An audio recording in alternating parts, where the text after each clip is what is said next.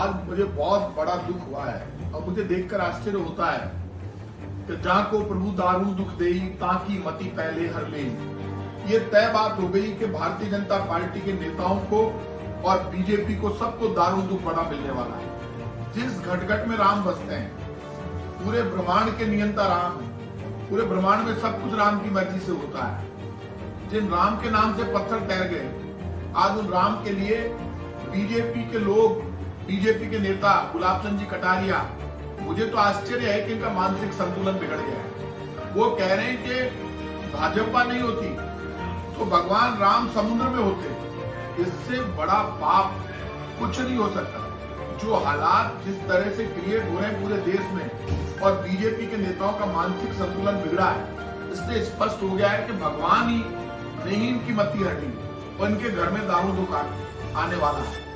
मैं हमेशा कहता हूं लोगों को, जब नाश मनुष्य पर छाता है पहले विवेक मर जाता है। ये बात स्पष्ट हो गई। पहले महाराणा प्रताप के लिए स्वाभिमान के गौरव, बलिदान के गौरव, त्याग तपस्या बलिदान के गौरव, प्रातः स्मरणीय महाराणा प्रताप के लिए पहले गलत शब्दों का प्रयोग किया गुलाब चंद जी कटारिया साहब ने। अब तो स्पष्ट करना होगा प्रधानमंत्री मोदी जी को और बताना होगा राष्ट्रीय अध्यक्ष बीजेपी के जेपी नड्डा जी को कि भगवान राम के नाम से बीजेपी को फायदा हुआ है या भगवान राम नाम ही आपका बनाया हुआ है। शर्म आनी चाहिए। आजादी के आंदोलन में, भारत की आजादी के आंदोलन में बीजेपी कहीं पर नहीं थी, बीजेपी के नेता कहीं पर नहीं थे, आरएसएस कहीं पर नहीं था। भगवान राम का नाम लेकर बीजेपी यहाँ तक पहुंची। हम लोग भी भगवान राम का नाम लेकर बड़े हुए। हम भगवान राम का अपने आप को वंशज मानते हैं, राम की पूजा करते हैं। करोड़ों लोग मेरे जैसे भगवान राम के वंशज हैं। लेकिन भगवान राम के लिए इस तरह की भाषा आप बोल रहे हैं कि बीजेपी नहीं होती तो भगवान राम समुद्र में होते हैं। शर्म आनी चाहिए। इनका पाप इनके दिल में घुस गया है, क्योंकि पूरा देश जानता है। अब बीजेपी के नेता बोलने लगे, कटारिया जी बोल रहे हैं नाली की बात मत करो, विकास की बात मत करो, सड़क की बात मत करो, पेट्रोल डीजल की महंगाई की बात मत करो, भूख की बात मत करो, धर्म को बचाओ। तो कटारिया साहब, देश की आजादी को 75 वर्ष हुए। इस देश में धर्म के लिए बीजेपी तो आजादी के आंदोलन में नहीं थी। ये धर्म, ये सनातन धर्म आपकी मेहरबानी से नहीं है। ये भगवान राम और कृष्ण, ये भगवान बुद्ध, महावीर स्वामी की धरती है, मीराबाई की धरती है, ये महाराणा प्रताप और पन्नाधाय की धरती है। जो महाराणा प्रताप धर्म के लिए, स्वाभिमान के लिए पूरी दुनिया में जाने जाते हैं। यहाँ के राजाओं ने, यहाँ के आम आदमी ने, यहाँ के भक्तों ने, यहाँ की आप जानते हैं महिलाओं ने रिकॉर्ड बनाया। यहाँ पे जहाँ पे जोहर हो जाते हैं, यहाँ नारी का चरित्र, नारी का सम्मान कैसा होता है। ये वो धरती है राजस्थान की, वो धरती है हिंदुस्तान की। आपको किसने कह दिया इतनी बड़ी बात कर रहे हैं? आपको माफी मांगनी पड़ेगी। माफी मांगनी चाहिए भारतीय जनता पार्टी के राष्ट्रीय अध्यक्ष जेपी नड्डा जी को, प्रधानमंत्री जी को और बीजेपी के कटारिया जी को। आप पहले महाराणा प्रताप के मुद्दे पर माफी मांग चुके हैं और आज आपने फिर ये कह दिया कि भाजपा नहीं होती तो भगवान राम समुद्र में होते। ये बयान आपका छपा है, ये आपको शोभा देता है कि बीजेपी के लोगों को जवाब देना चाहिए।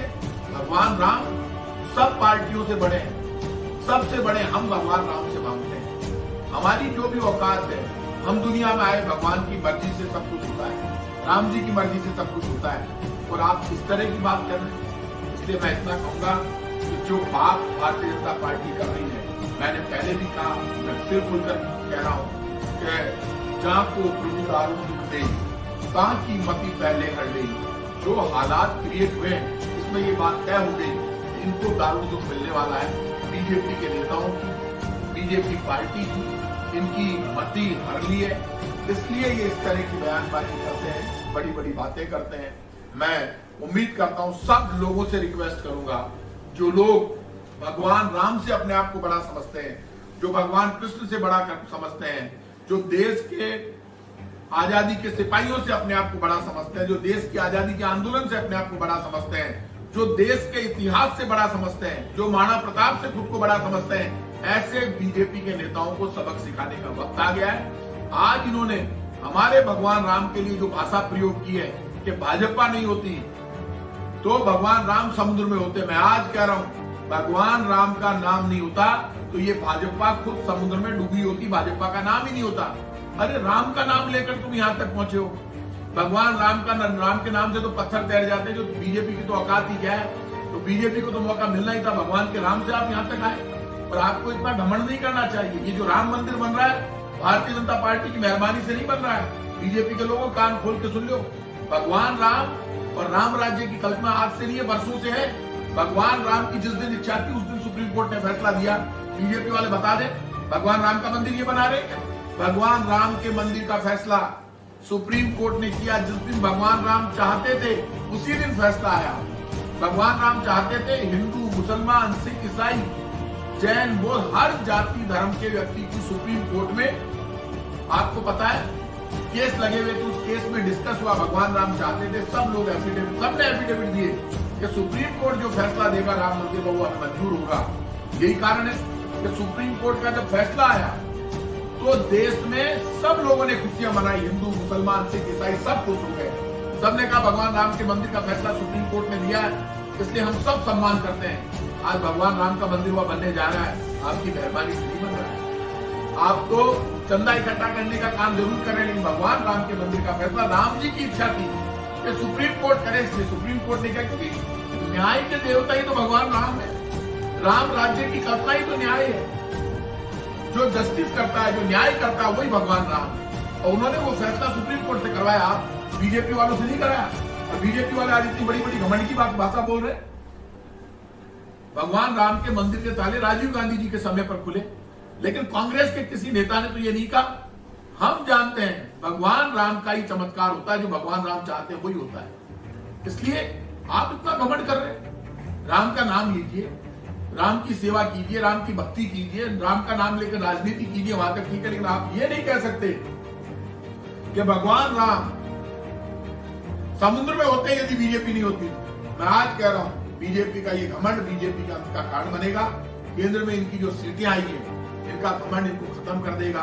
तो मैं आज फिर कह रहा हूं, राम जी का मैं आरती करके सबसे कहूंगा, जैसे रामचंद्र कृपालु भजमन हारू बहु दारू कंज लोचन कंज मुख कर कंज पद कंजारुणम कंधर पंडित अमित छवि नव नील नीरव सुंदरम पट्टित मानव ताली पूछे सुचि नौमी जनक सुतारम गजु दीन बंधु दिनेश दानव दैत्य वंश निकंदनम रघुनंद आनंद कंद कुशल चंद दशरथ नंदनम सिर मुकुट कुंडल तिलक चारु दारु अंग विभूषणम आजान कुशल चाप दर संग्राम जित खरभूषणम इति वदति तुलसीदास शंकर शेष मुनिमन रंजनम मम अद्य कन्या निवास तू कामाद्रि कदल कन्या नम जाय राचो लियो सुबल सहज सुंदर सावरो करुणा निदान सुदान सिरु सनिल जावत जानक रावरो एक भांति गोरी आसी सुनी स्नेह सहित हसी हरि तुलसी भवानी पूजी पूरी पूरी मुदित मन मंदिर चली जानी गोरी अनुकूल किए सुने जाएगी मधुर मकर मुकामत वर्णन लगे। जय सिया राम। भगवान राम सबको सद्बुद्धि दे और हम सब पर कृपा बनाए रखे। और ऐसे बेईमान जो गलत बात कर रहे हैं, इसके लिए पूरा देश भगवान राम का हमेशा कृतज्ञ रहेगा। लेकिन ऐसे लोगों की मति हर ली है भगवान राम ने, ऐसे लोगों को माफी मांगनी चाहिए और राम जी के मंदिर में जाकर 7 बार ना करें।